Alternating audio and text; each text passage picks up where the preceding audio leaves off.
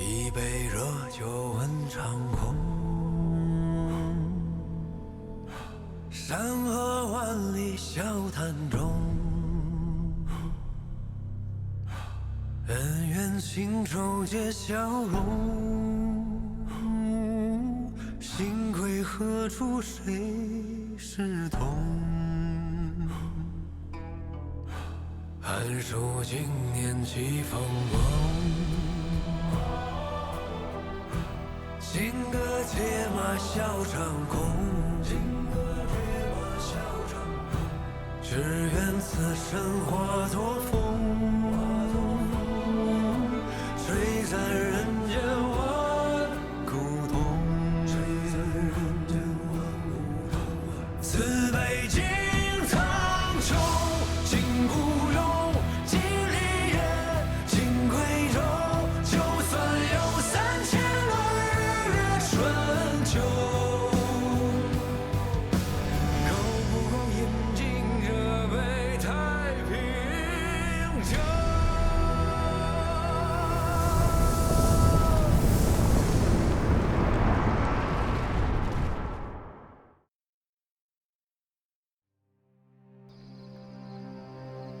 他是这般说的啊。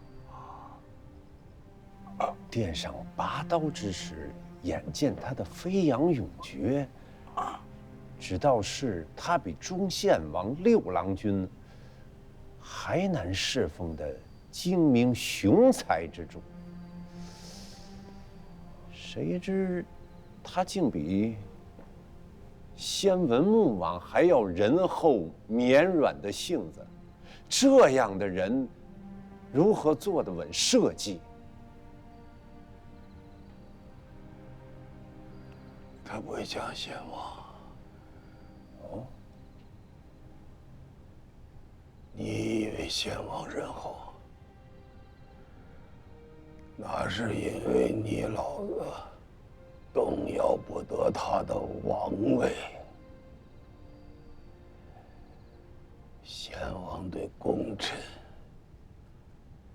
对朝臣、对不相干之人，不可谓不仁厚。可对亲兄弟呢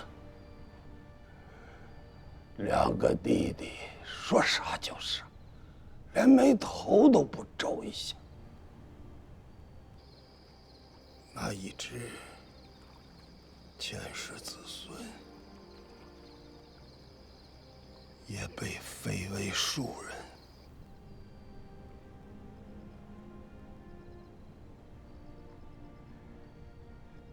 如你是前世宗室，还会以为他仁厚吗？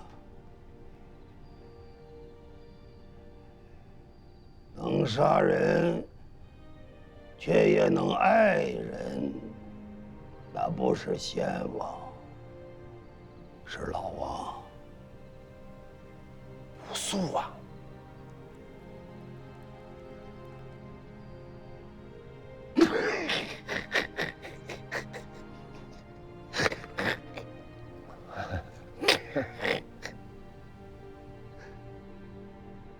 当今这位大王，像老王一般，是个清楚。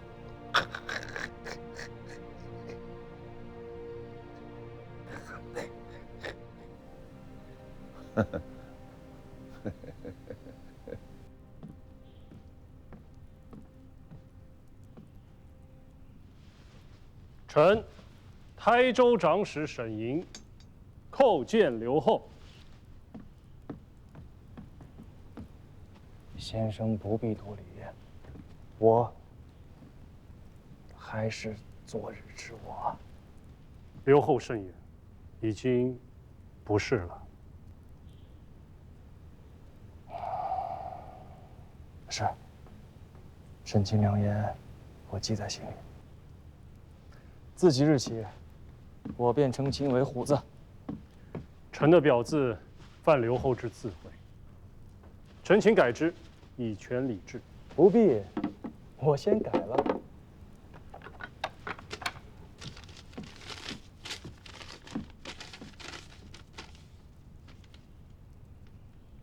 文德，正是文德。经师冯令公帮我改的。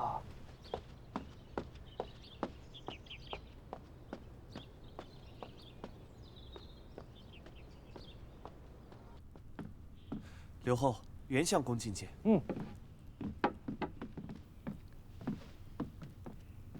大王，大元帅府判事厅从汴梁得来的旨报，出什么事儿了？天子圣公不虞。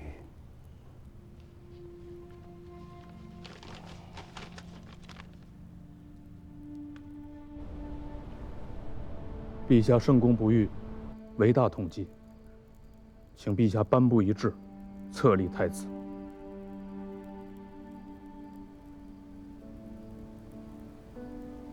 于兄嫂对我不好，是我自要嫁你的，和兄嫂有什么干系？最稀罕听你的言语。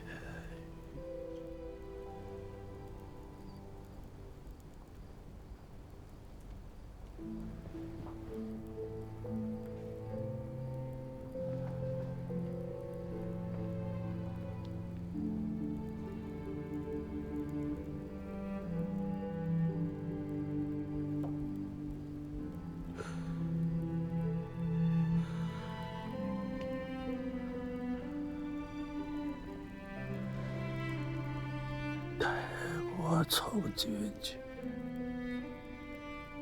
去到俺家的钱粮，别回来去地过。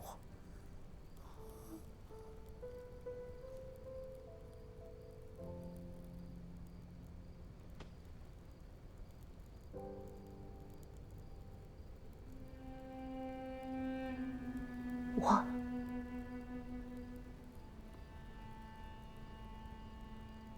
等着你来。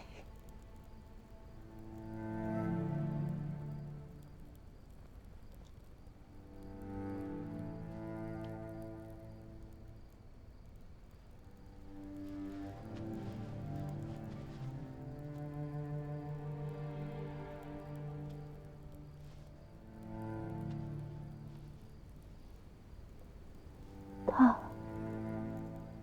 走了。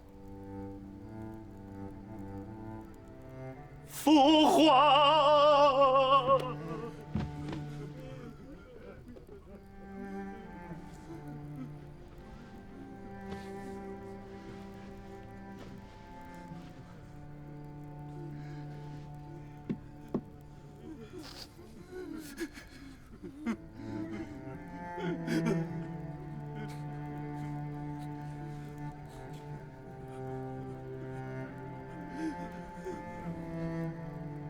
皇后，冯令公、苏相公，此非卑怯自伤之时。陛下大幸，国不可一日无主。周王任孝，国之长嗣，请皇后与诸位丞相拟定一制，封周王以称大统。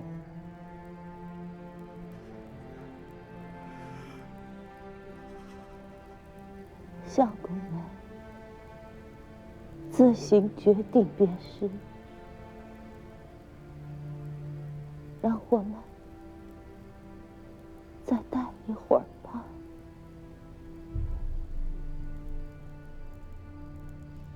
公元948年正月，后汉高祖刘知远病逝，烽烟初定的山河骤然失了主心骨。高祖次子刘承佑年方18，受遗命继位，为昭示程序，安定人心，沿用先帝年号前佑。然而主少则国疑，后汉政权自此步入多事之秋。周王承佑可于就前继皇帝位，共辅圣制，同图康公，主者施行。陛下万岁万岁万万岁！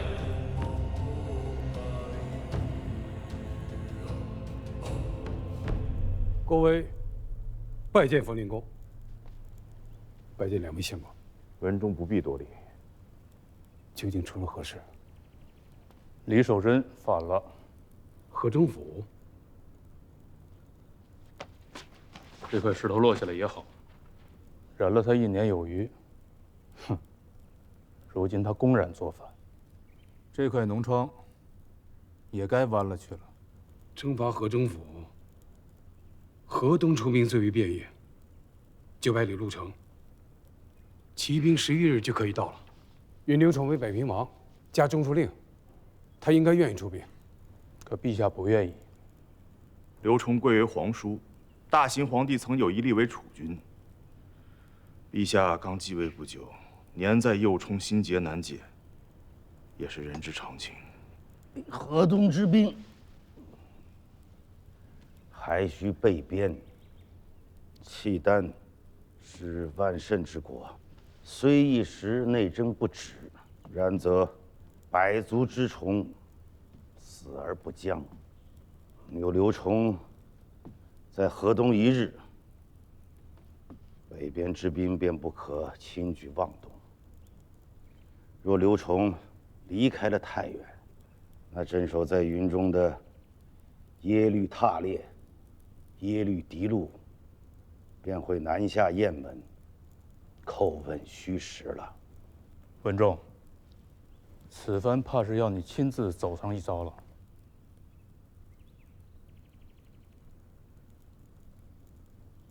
阿娘在的时候说过，在家千日好，在外一时难。平日里记得冷暖要增减衣服，吃饭要按照时辰。你胃气不好，忙起来1、2日水米不打牙也是有的。自己还是要在意些，莫要太恣意了。又不是头一遭出兵放马，哪来这么多裸澡？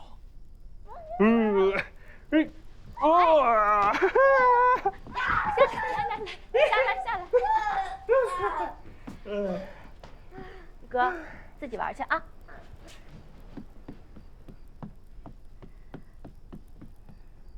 阿伯做了天子，多少好东西供奉着，还是53岁便没了，什么缘由？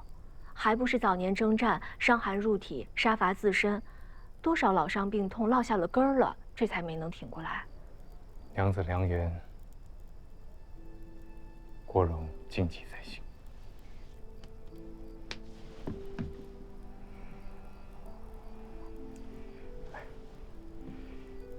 放心吧，我绝不会让你年纪轻轻的便守了空房。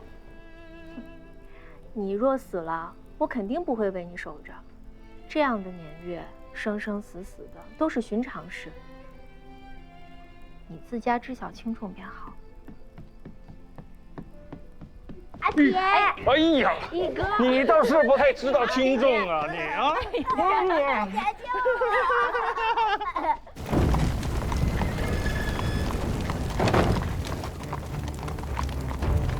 公元948年，即后汉乾佑元年，郭威亲率大军讨伐叛乱的河中节度使李守贞。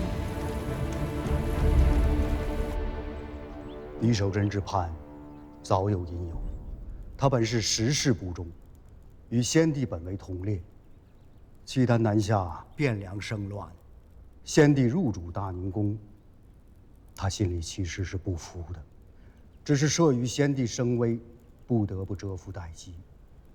如今大兴天子宾天，新君继位根基不稳，他自以为朝廷顾不上他，索性便反了。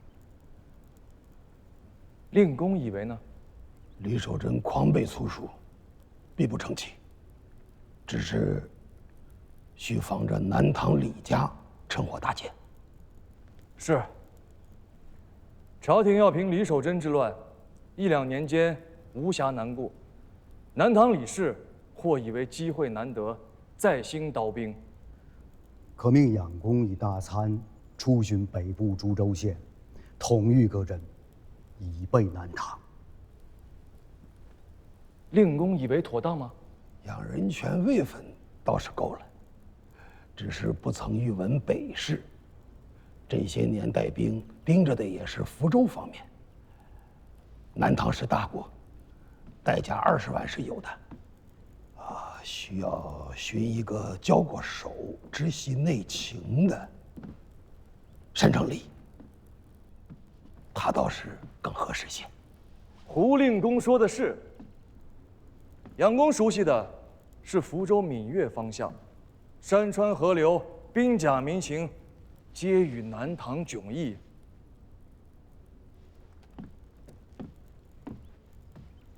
那就劳烦杨公再辛苦一遭，领威武军节度使知福州诸军州事，将吴成换回来。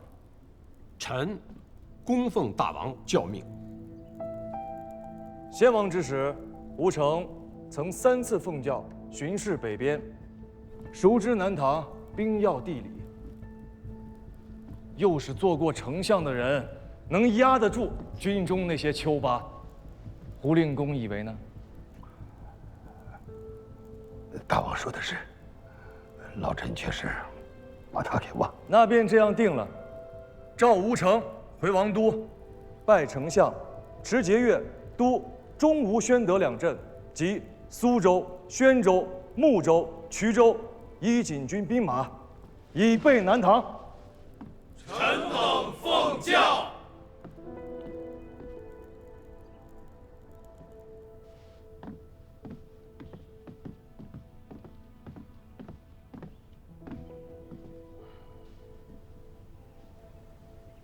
你怎么看？郎君做得很好，养大参确实不是合适人选。胡令公说的没错，然则他举荐沈成礼统军，提携旧部，亦有其私心。郎君召回吴相国，他是弃礼，亦是积年的宰相，在军中声威卓著，犹在养大参之上。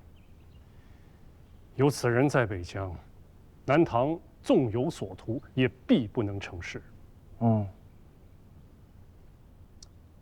养人权南下为威武军节度使，那丞相府中正好空出了一个参政的位置。郎君心应留后，终属治世用人，不宜开信进之途。先生知我，先生国事早晚是要入相府的，只是不急在今日。我欲以先生为通儒院学士，随时左右，撰拟教文，以备咨询。还请先生不要推辞。敢不从命？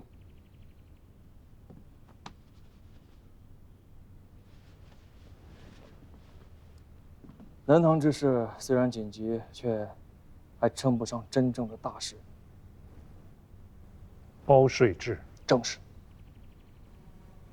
台州包税之制行之已数月有余，藩库殷实，民用一丰。台州藩库仅去年1岁，便结余了8万民钱，10万匹绢。这还不算宁海博弈物的收益。更要紧的是，5县之地多出了13500口人，其中将近7县丁口，相当于吴越国中竟多出了1县之地。此皆郎君之功也。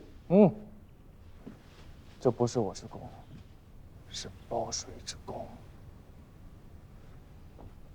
我心意已决，在国中一军13州86县，全面废止先征后养等苛政弊政，推行包税之制。乃见税赋流弊久矣，明目之繁，苛责之重，苦民之烈，于斯为甚。今大王体民情，恤民生，推包税之制，革故鼎新，严义宽明。凡境税赋，即于某甲一例相承，后计均分厘数，此与衙吏无涉，则贪赃枉法可避；数目一统恒定，则民累商赋可减。水丘昭劝死了，身首异处，满门抄斩，可惜了。胡进死了，拜丞相，知国事，九郎能吞下这份伤痛，真可谓相忍为国了。乱世存身不易，想要做点事情便更难了。昔日纵横汴梁、快意恩仇的那个小九郎，终归还是长大了。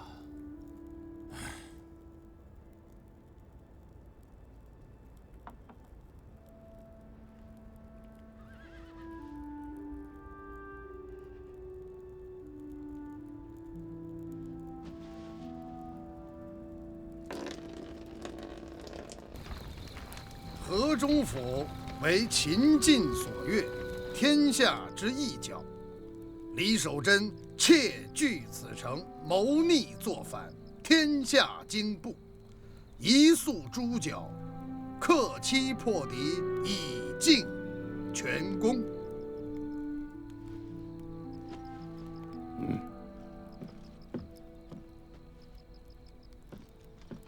临行之际，官家命下官转告枢密，只要枢密能在30日之内克敌，官家为枢密准备了2镇节帅的仪仗，还有一个国公的爵禄。枢密，来人，在。擂鼓，巨将。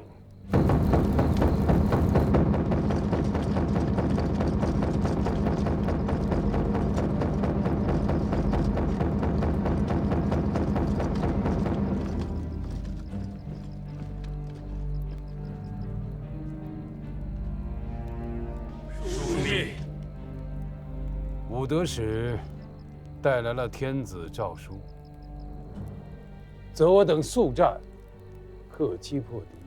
尔等有何言语？只管讲来。王师顿兵兼程之下10余月，整日只是修筑营垒，修了37座营垒，被城中之敌毁了37座营垒。长此以往，军心士气俱坏，于大军不利。末将愿请战攻城，若不能先登，甘当军法。末将也请战攻城，若不能先登，甘当军法。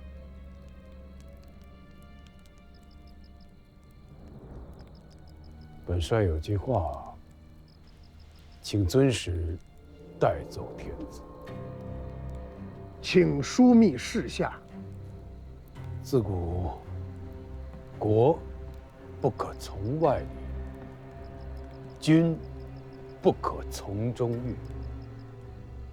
陛下既为臣专捆之权，则军事节度，臣无复请之意。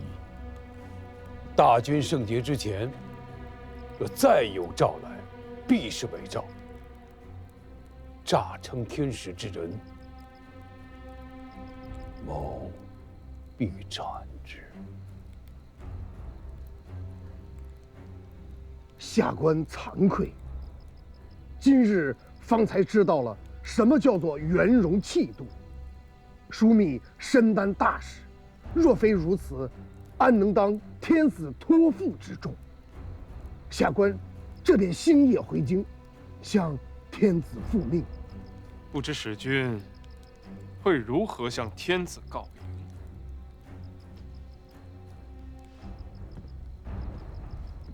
何时破城，俱在枢密帷幄之内。枢密乃我大汉之魏国公李药师。除此之外，下官无复他言。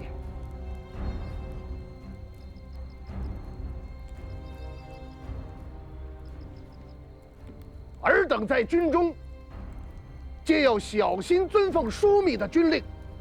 若有违令浪战者，便是枢密不计较，天子也会斩了尔等，以尽三军。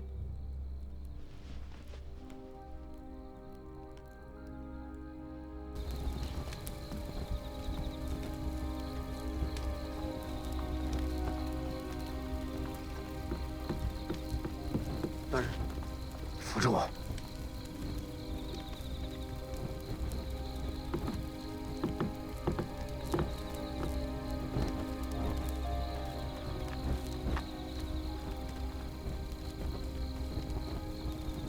回京。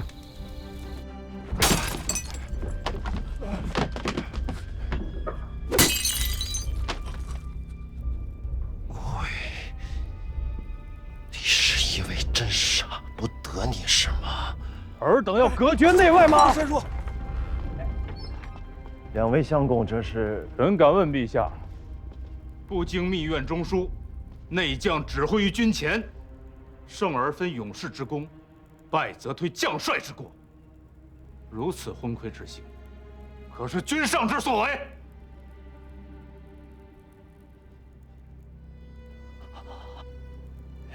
杨相公言重了。朕只是心急前方军事，并没有移国家叔父的意思。二郎，不要以为做了天子便可以肆意妄为，须知便是你阿爹得享天子之威福，那也是长枪大剑打出来的，不是天上掉下来的。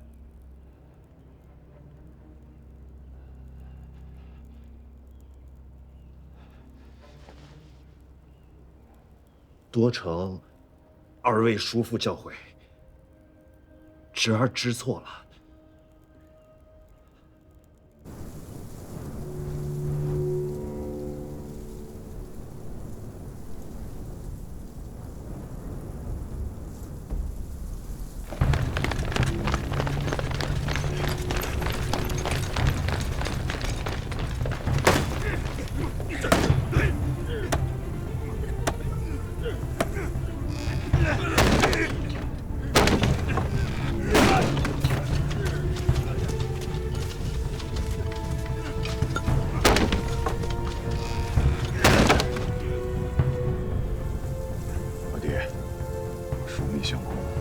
为何任由敌军拆营垒，却按兵不动？好好的学着想。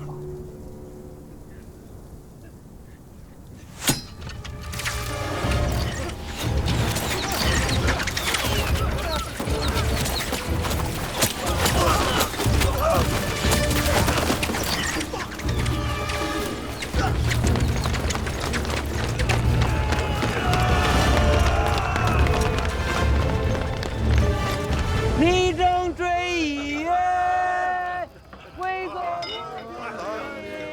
王生好元士，多须全进队，追着几声，欲马骑马，欲前即前，若是已不必，兄弟，你都喝起来，别举着啊！来。你愣什么神呢？酒吃不下了，便去夺甲，前去战班。我是想不明白，这打的什么仗？虽说小胜了一场，可是咱们的营垒叫人家给拆了，这许大一片营垒，修建起来至少得半个月的光景。真不知道枢密相公这葫芦里卖的什么药。若是没有这座营垒，又何来今日的数百斩首之功呢？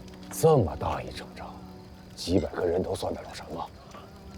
那城中至少还有几万兵马，几百的砍，什么时候是个头？你好阔气啊！几百颗首级的战功，到你口中，都成了不算什么。你可知，这几百颗人头，便是下面的这些军校将变的衣食粮饷，是他们的前程绝路。若没有这些功劳吊着，数万大军的军心，靠什么来维系？好，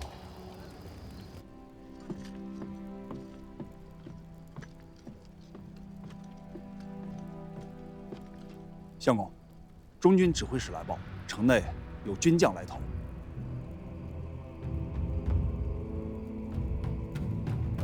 知道了。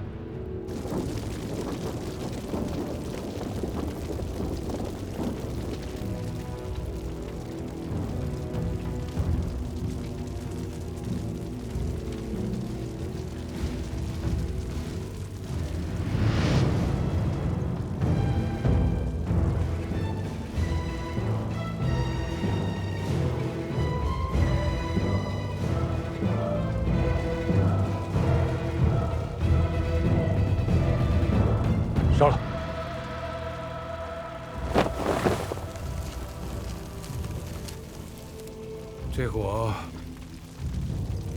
是李守贞自家放的。是，城池将破，他自知不容于朝廷，所以纵火自焚。他在自焚之前，站在屋脊上大喊：“非败于战士，实败于人心。”我可算是看明白了，贼军若是守城不出，便只能眼看着咱们的营垒日渐迫近城墙；若是出城袭杀营垒，一次便得损失几百将卒。如此往复，我军军心易盛，贼军军心易衰。能出城击杀我们营垒的士卒，想必都是他们各营选封死士。像这样的选封死士，3000人顶天了吧？等他们都死干净了，李守贞还能压得住城中的几万兵马吗？所以城中军事哗变，索性献城了。李守贞阻不住，索性自焚而死。下城的兵法是教人如何杀人的，然最上乘的兵法是教人如何活人的。阿爹，枢密此番里的大功，该是入阁拜相了吧？那小乙哥也该见节了。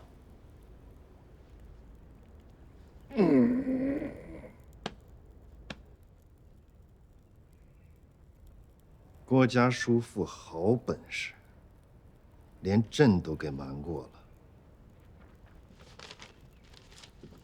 舅舅，传翰林学士，枢密使杨斌拜司空兼宣徽南院使，郭威加两镇节度使，拜枢密使。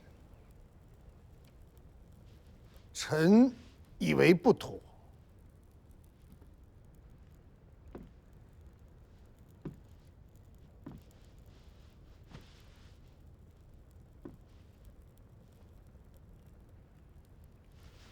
杨家叔父总以朕为小孩子。朕发往枢密院的诏书10份，倒是有9份被他驳回来。郭家叔父就不似他那般跋扈，此番又立下赫赫战功，压制朝堂是尽够了。他做枢密使，杨家叔叔想必也没有话说。正是因为郭威此番立下大功，在军中有了声威权柄，才万万做不得枢密使。否则，只怕会比杨斌更加跋扈难治。如此大功，总不能不赏吧？官家，河北毗邻契丹，边事日紧，正缺个妥当之人坐镇。臣以为，可加郭威为使相，仍兼枢密副使，出镇腋下，总领防务。有此人领兵在外，朝堂之上，杨斌与史弘照也不至于仍像以前那般跋扈专权。父亲，陛下派人把咱们拦在洛阳城外，连城门都不让进，还要让父亲转到腋下，整肃军队2马备边，这什么意思？你为何回堂京师？待我捎一封书函给杨相公。诸位，朕陛下，老臣斗胆，敢问陛下，据平乱功臣于都门之外，是谁的主张？杨相公，朕非是不与郭令公回城，实在是边境有紧，河北那里确需一妥当人坐镇，不得不劳动郭家叔叔一遭了。此事倒是奇了，中书省不闻，枢密院不语，陛下居于深宫之中，反倒先得到了消息，不知是谁报与陛下的？是是武德司的探视吗？陛下，讲。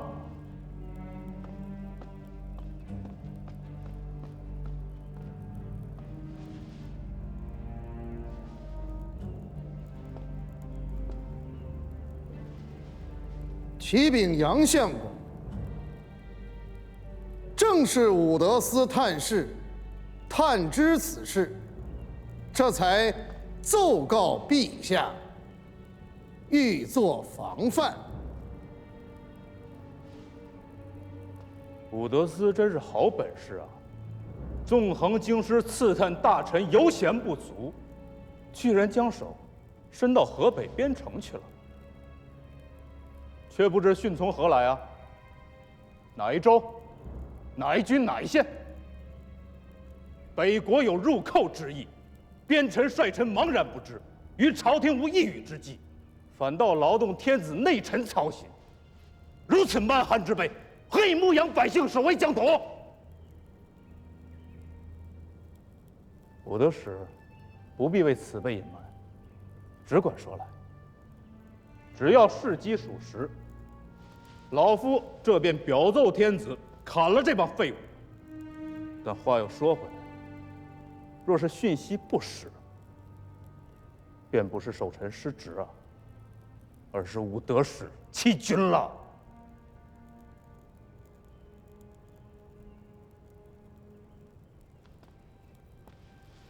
既如此，臣请陛下斩李业，以正朝堂。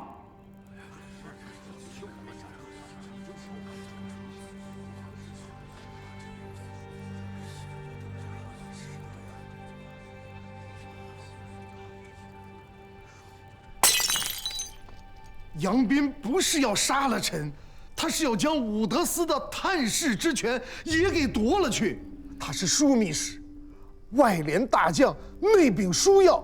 若是再控制了武德司，这便可隔绝内外，彻底将宫中的官家变成聋子、瞎子。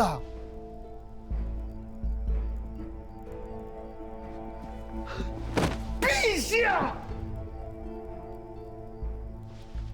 权臣逼宫在即，陛下若是不能当机立断，只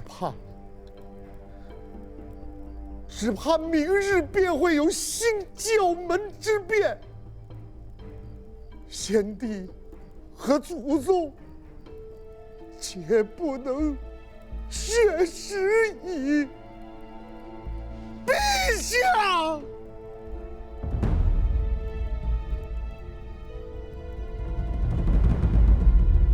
你父亲身体怎么样？有劳叔父惦记。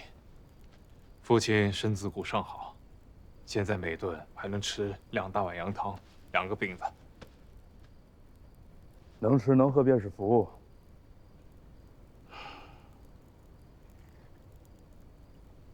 过去儿让你带什么来了？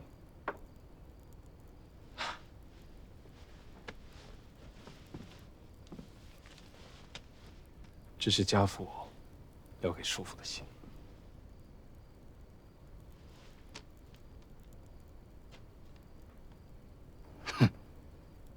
雀儿是个老家贼，诱点衙中机密多年。文字上的事儿，最是仔细。真想说的话，万万不会落在纸上。坐。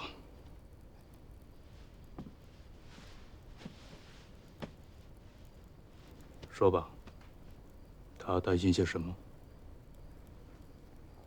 家父说，先帝大行，心居四统，一朝天子一朝臣，先朝老臣，终归是要退归临下的。现是新老交替之际，局势晦暗难明，倒不如趁着老一辈的功劳情分尚在，自请出战外藩，退一步海阔天空嘛。朝政诸事，就让年轻人折腾去吧。倘若未来国家有事，还有拨乱反正之力。都是帮老家伙了，岂有贪权揽政之意？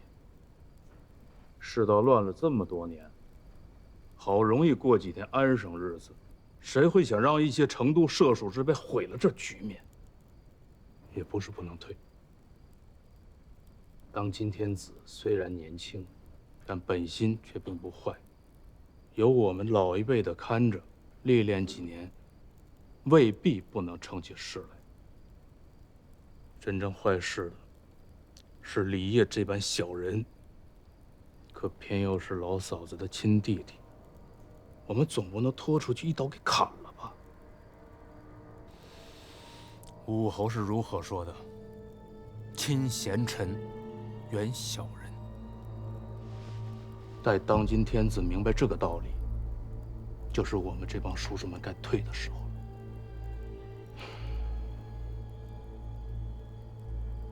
亲贤臣，远小人。是，杨相公是这般说的。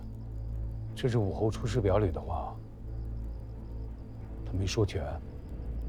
亲贤臣，远小人，此先汉之所以兴隆也；亲小人，远贤臣，此后汉之所以倾颓也。咱们这是大汉，算是先汉还是后汉？京师要出大乱子了，你别歇息了，即刻回京去，将家里人都接来邺城安顿。是。